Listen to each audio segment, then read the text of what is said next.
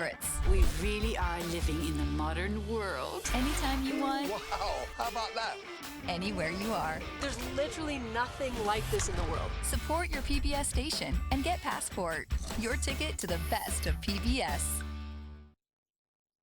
Support for Arizona PBS comes from viewers like you and from Deanne Griebel, now with Moores & Cabot Investments, serving investors since 1890, proudly supports quality programming on 8 Arizona PBS, 480-725-9602.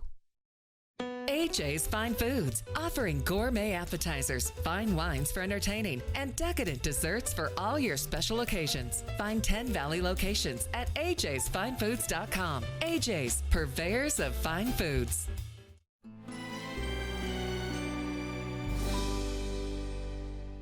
On the next Arizona Horizon, another Valley city considers a ban on vaping for anyone under the age of 21. And we hear from local country artist J. David Sloan as Arizona PBS continues to air the Ken Burns documentary on country music. On country music, Dolly Parton makes it big. Dolly wanted to be everywhere. The stormy marriage of George Jones and Tammy Wynette. And Waylon and Willie become outlaws when country music continues. Tonight at 7 on Arizona PBS. Explore new ideas and new worlds here on Arizona PBS, a community service of Arizona State University.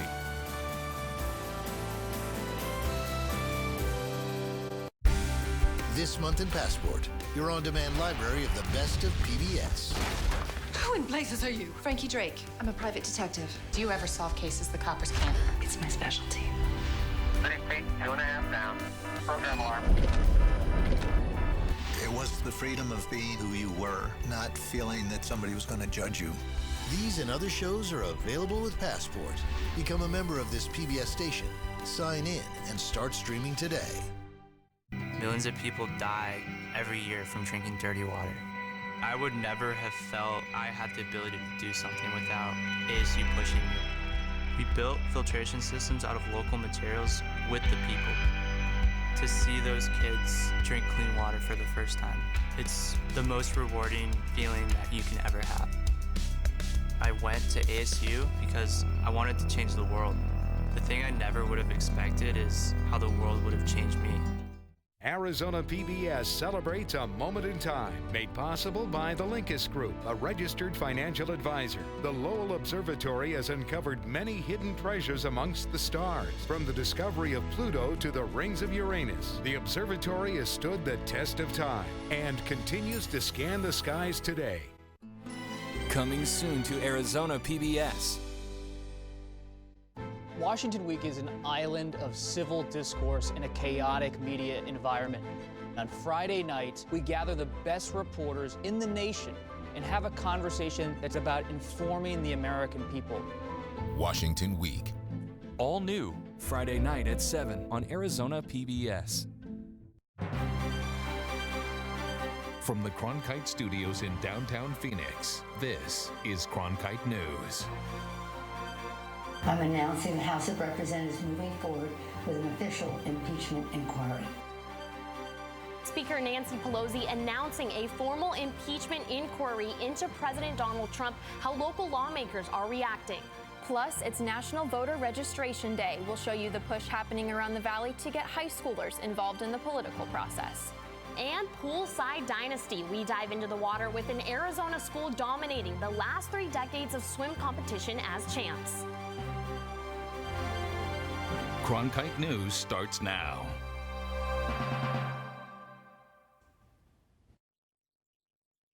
Today, I'm announcing the House of Representatives moving forward with an official impeachment inquiry. I'm directing our 6 committees to proceed with their investigations under that umbrella of impeachment inquiry. The president must be held accountable. No one is above the law.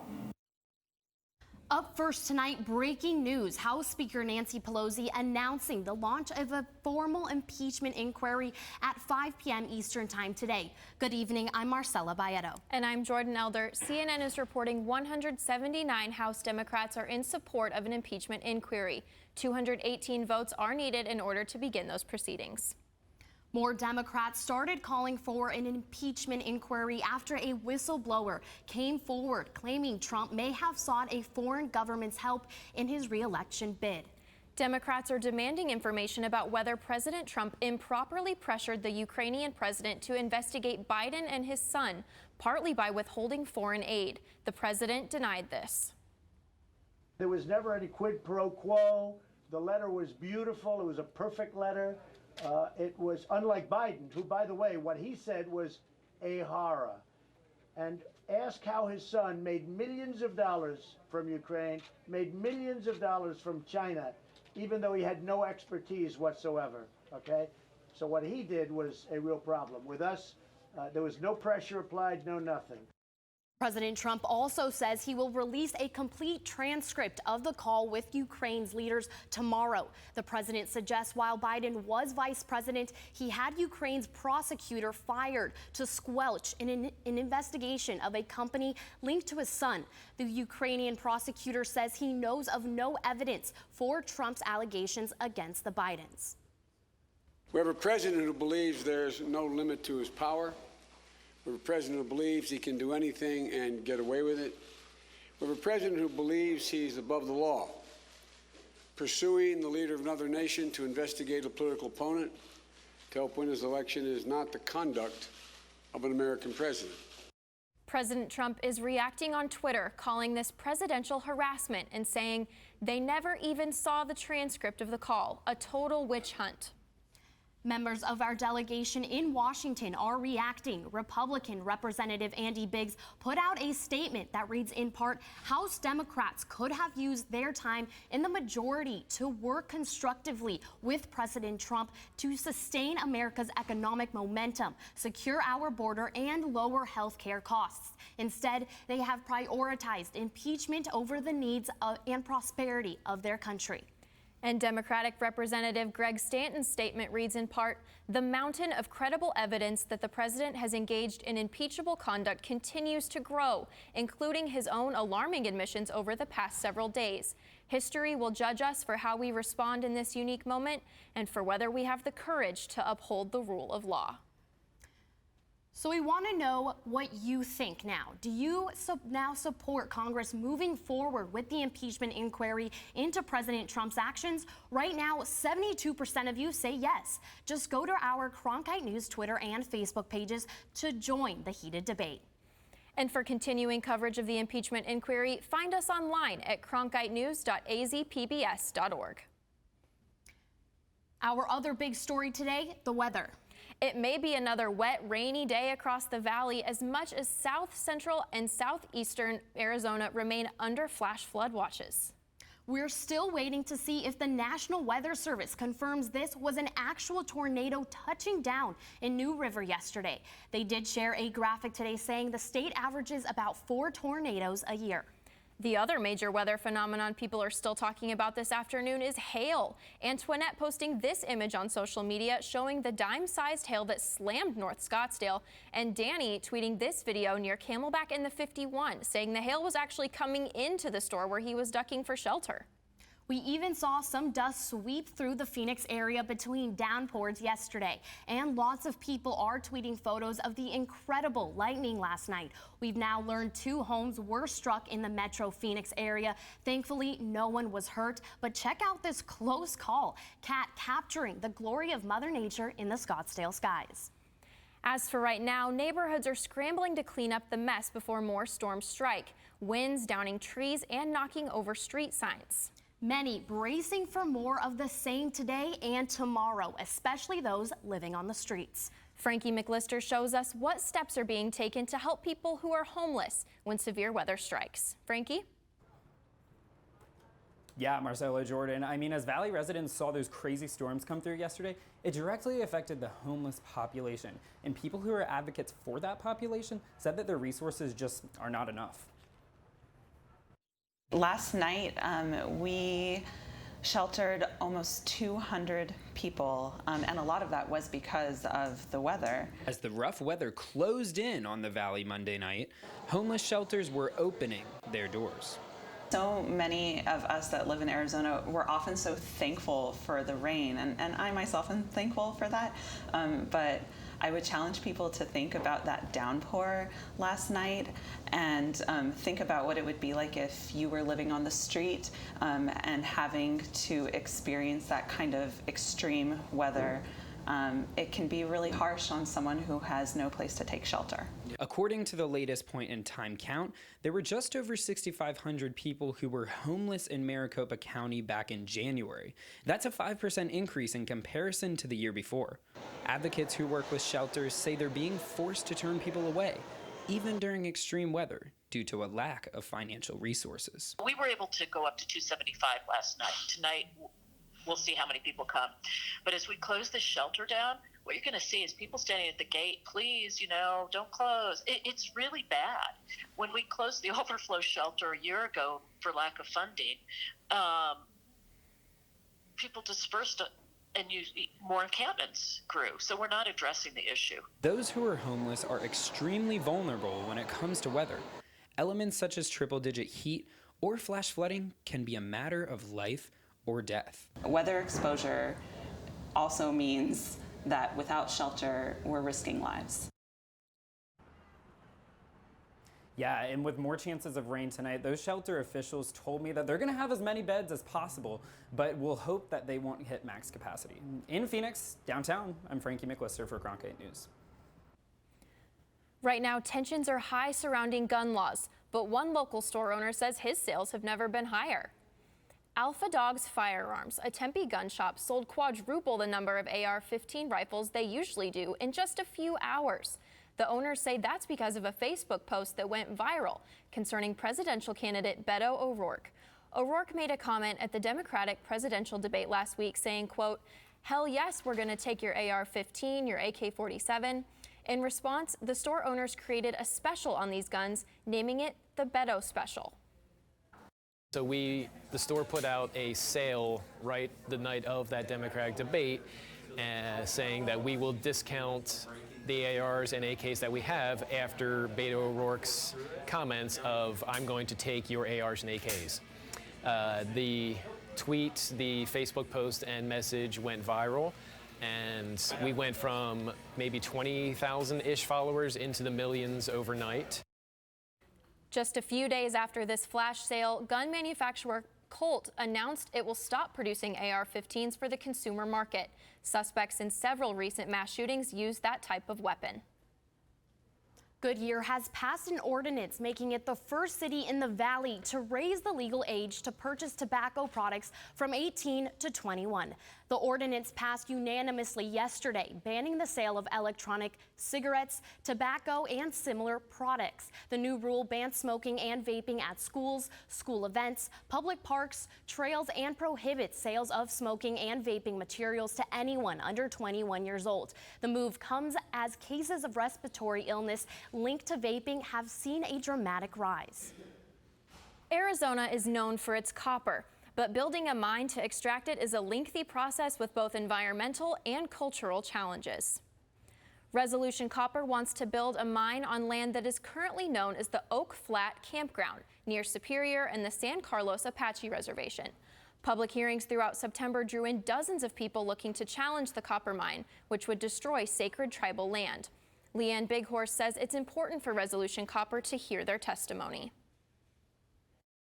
They leave out our voice. So by coming here, we felt that, the indigenous, the voice of the tribes will be heard. We brought our children with us because it affects them. It's going to affect their future. It would take a decade to build the mine. It would operate for 40 years and provide 40 billion pounds of copper. The mine would then go through 5 to 10 years of reclamation. It would be one of the largest and deepest copper mines in the U.S., which raises concerns about the land for people like Michael Gettins. It will never be what it is now, ever again. And that's water, that's wildlife, that's our well-being. And who knows the health ramifications that's going to have. Copper and the U.S. Forest Service released a 1,300-page environmental impact statement in August. But many attendees at the Santan Valley hearing raised questions about contamination from the mine, as well as other environmental issues. There is one more public hearing on October 8th in Queen Valley, and the public comment window closes on November 7th. Cronkite News will keep you updated on this project as it unfolds. Several Arizona airports will receive more than $43 million in federal infrastructure grants, including Phoenix Sky Harbor International Airport. U.S. Transportation Secretary Elaine Chao announced the investments would be used to improve the 5 Arizona airports. Specifically, Phoenix Sky Harbor will get 2 grants totaling nearly $22 million. Tucson International Airport will be allotted $9 million for runway improvements. Still to come, the efforts underway right now to get Arizonans pumped to go to the polls. And a young climate activist under fire for what she had to say to world leaders after the break.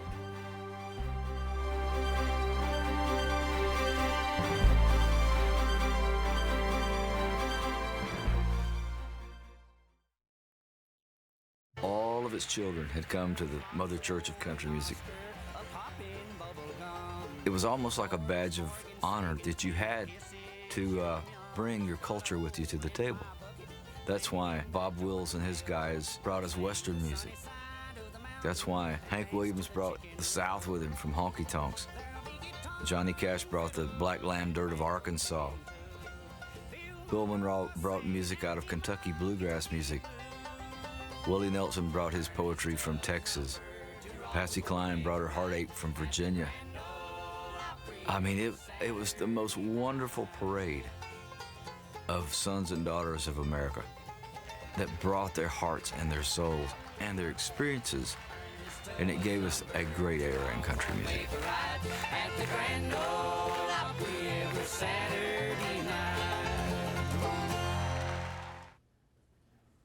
Today, thousands of people are registering to vote. It's part of National Voter Registration Day. Cronkite News reporter Isabella Holsizer attended several events and joins us live. Many of these nonpartisan events were held at high schools across the valley in order to get those who will be over 18 at the next election ready to vote. Phoenix hosted a voter registration party. Students who are or will turn 18 by the November election were invited. It makes our voices be heard, and it's a change in the community. Students listened to a speech by Senator Kate Brophy McGee. Then they filled out their registration paperwork. Over 700 students were invited to the event, and around 500 registered to vote. But according to Blanca Cayasso of the Arizona Center for Empowerment, the work does not end today. By registering to vote is the first step, and the next step is actually voting. So I'm very excited for the 2020 elections and continuing to register thousands on thousands more students to vote. According to 2018 census data, less than 50% of 18 to 24-year-old Arizonans are registered to vote. And in the 2016 presidential election, less than half of the 18 to 24-year-olds in the state voted.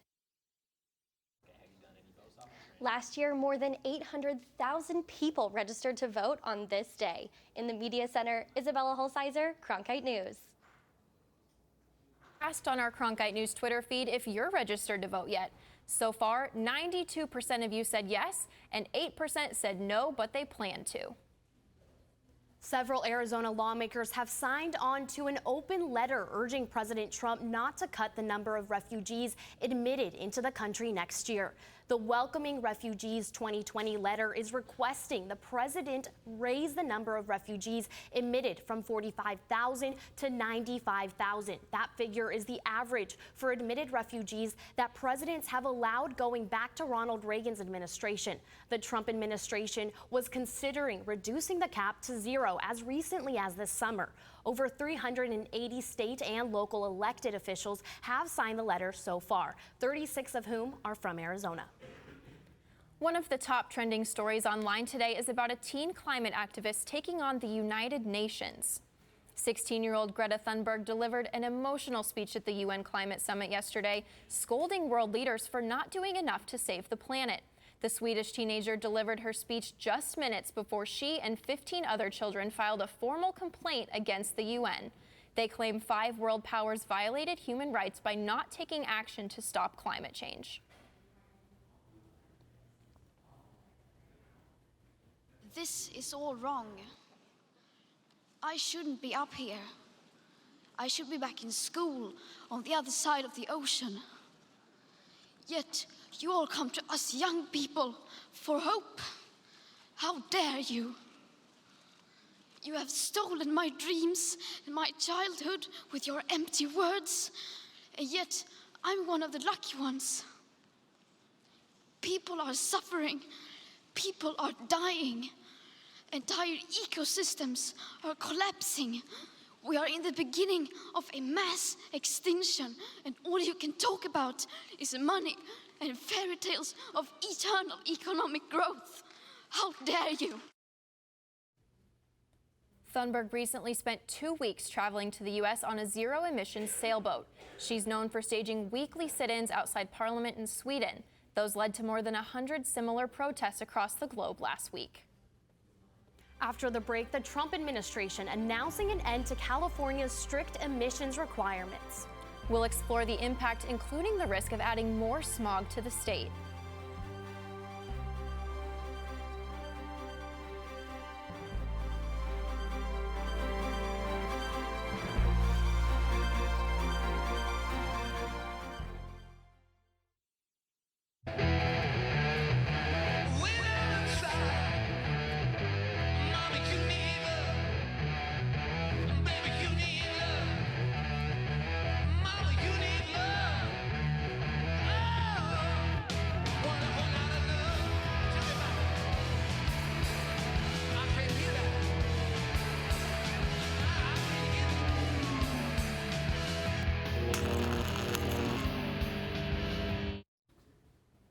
The EPA is slamming the brakes on high vehicle emission standards. Last Thursday, the Trump administration moved to revoke the Clean Air Act waiver of 2013, which allows California to enforce its own stricter emission standards to combat the state's problem with smog. Reporter Kyla Wilcher is in Santa Monica showing the impact this restriction may have. LA is notorious for smoke and fog, or smog, because it's the first city to address the issue of smog in the skies. LA officials created the nation's first air quality regulator back in 1947, but it wasn't until 1984 that the state started mandating smog checks for all cars. Now California could be facing cutbacks to their smog standards. Air pollution, especially from cars and fossil fuels, is not just an LA problem. According to 2019 rankings from the American College of Sports Medicine, Long Beach, California ranked worst in air quality, but 6 cities in the valley round out the top 10. Suzanne Paulson is a professor of atmospheric chemistry at UCLA. She says the LA area's geography traps smog as it forms. We have a very clean city as cities go, with some sort of conditions that are specific to local, our location. Paulson has spent the last 30 years in Southern California and says she's noticed dramatic improvements in the air quality since she moved to LA decades ago. Most fall afternoons, a wall of smog would roll in. Chris Chavez works for the Coalition for Clean Air. He grew up in Long Beach, and as a child who had asthma, he understands the impacts of air pollution firsthand. You know, pollution definitely impacts the people that live there, and certainly is a major concern of residents in that region. While California has made large strides in air quality, Chavez and Paulson say the state has a long way to go. At the end of the day, if California's going to have the tools to protect its citizens and combat climate change, rolling back these standards and freezing or revoking California's waiver is certainly going to stand in the way of that. On Tuesday, Trump administration officials told California to abide by their standards or risk losing funding for highways. In Santa Monica, Kyla Wilcher, Cronkite News. Now we're joined with the Millard Thomas. Please tell us, are we going to be seeing any rain chances our way? So you might not see any rain tonight, but expect some in the next couple of days. But as always, let's start with your Tuesday weather report. So as you guys are getting off work, temperatures right now are going to be sitting at 86 degrees around 5 p.m. Now, I know you guys are hearing that Taco Tuesday tonight at the D-backs game, so you're looking at 82 degrees around the start game time. Then temperatures can actually drop to below 80 around 10 p.m. at 78 degrees. Now, let's see your valley highs for tomorrow. So guys, fall has officially started. As you can see, the average temperature this time of year is 97 degrees, but you're gonna have 88 in Tempe, 88 in Phoenix, and out west is gonna be 86 in Surprise. Let's see what it's gonna look like tomorrow when you guys wake up. So you might actually need a sweater like mine, because it's gonna be 75 degrees when you guys wake up, and then as you see, storm chances are gonna increase as the day moves on. 20% when you guys wake up, and then all the way to 50% at 6 p.m. Let's see your 7-day forecast. Wednesday, Thursday, chance of storms, and then Friday, nice and sunny, but let's see how your weekend's gonna look. Sunny all weekend, Saturday and Sunday, 89, 90, then Monday, Tuesday, also sunny, and then 88, 88, Monday, Tuesday. I'm Millard Thomas with your Cronkite News Weather Watch. Millard, those 80s look beautiful. Coming up on Cronkite News, we're taking a dip into a local school's Poolside dynasty and show you how they've remained state champs for over 3 decades.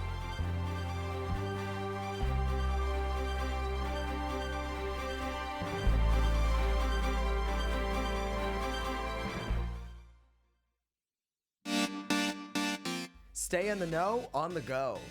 At Cronkite News, we work hard to report the facts and keep you updated, whether we're on set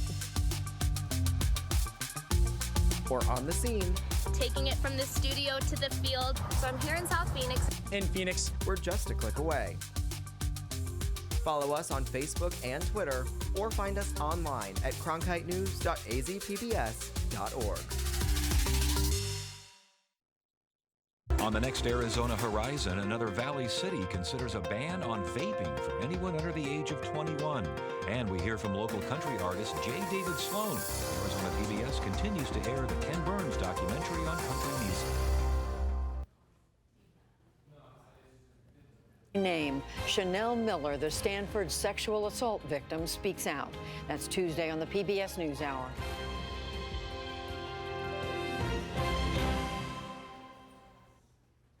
An Arizona high school has found success beneath the surface of the swimming pool. In fact, they've taken a state title every year for the last 31 years. Wow.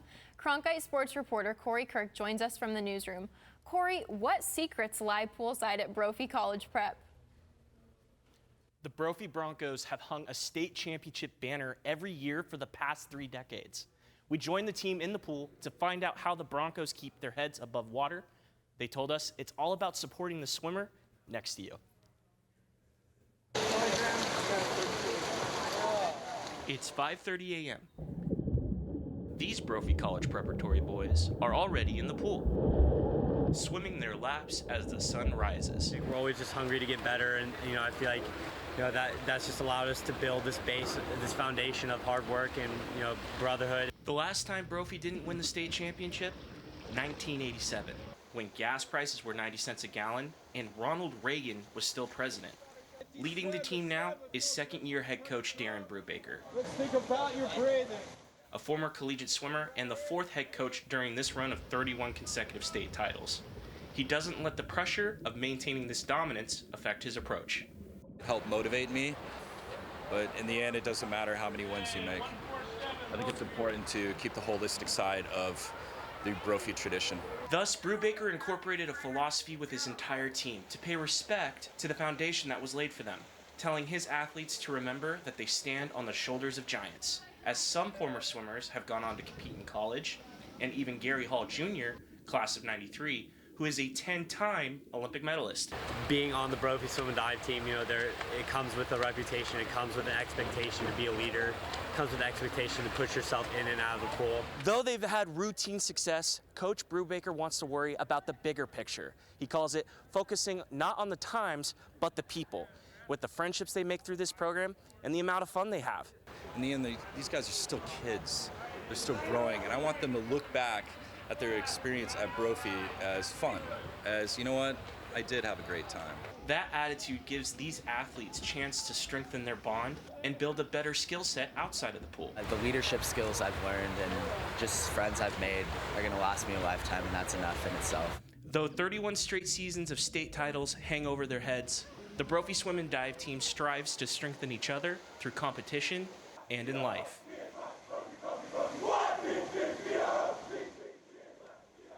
After hosting their annual invitational with Xavier Prep this past weekend, The Broncos are now heading to Tempe, where they will be facing Corona del Sol this Thursday, September 26th.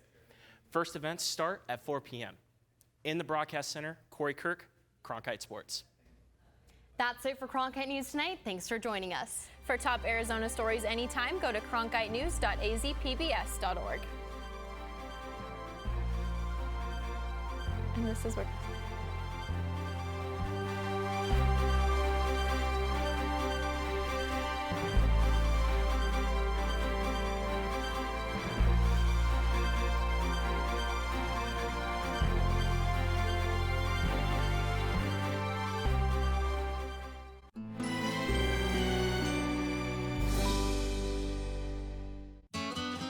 On country music, Dolly Parton makes it big. Dolly wanted to be everywhere. The stormy marriage of George Jones and Tammy Wynette. And Waylon and Willie become outlaws when country music continues.